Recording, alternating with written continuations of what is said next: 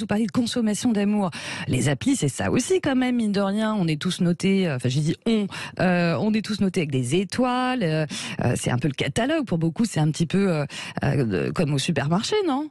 On n'est pas dans la conso? Oui, mais c'est pas l'amour qui est au supermarché, c'est la sexualité, même si elle prend des formes, de toutes les couleurs d'ailleurs. Mais c'est la sexualité qui est bradée, c'est la possibilité d'une rencontre. Vous savez, Tinder, le symbole même de Tinder, c'est quelque chose qui prend feu, c'est l'enflammade amoureuse des corps. Il y a la fête des corps, il y a cette joie charnelle qui, encore une fois, je le dis, elle est démystifiée. On n'a plus de mystique, on sait bien qu'on va pas changer le monde en faisant l'amour.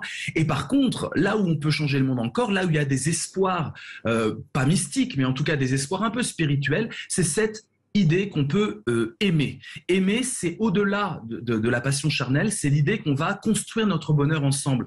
Et là, j'assiste à ça, j'assiste à quelque chose d'intéressant. Il y a une dramatisation de l'amour et une dédramatisation du sexe. L'amour est devenu assez dramatisé, c'est-à-dire, oh là là, il y a de l'enjeu, je peux me planter dans la vie. Les jeunes d'aujourd'hui, par exemple, ils ont vu ce que c'était l'amour passionnel.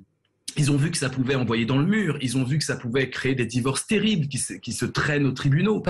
Et voilà, exactement. Donc ils se disent, l'amour, il y a beaucoup d'enjeux dans l'acte d'aimer l'autre, ça peut être très compliqué, et cette complexité, ils n'ont pas trop envie de la jouer pour l'instant. Ouais. Et donc, l'amour doit être fun, le fun, est la règle, et ils se disent, quand on aime, on s'engage vraiment. Finalement, il y a une sorte de certitude, c'est que par le corps, on s'engage pas, mais quand on aime, on s'engage, il faut faire très attention. Une prudence à aimer si vous n'aimez pas, Laurence, le mot pudeur.